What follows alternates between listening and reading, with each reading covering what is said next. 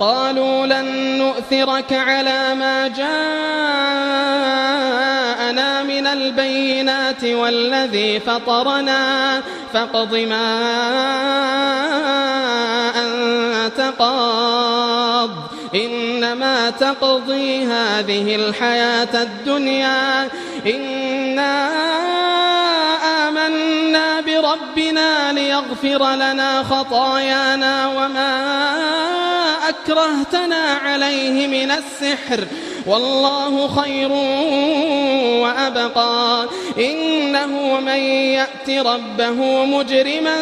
فإن له جهنم لا يموت فيها ولا يحيا ومن يأته مؤمنا قد عمل الصالحات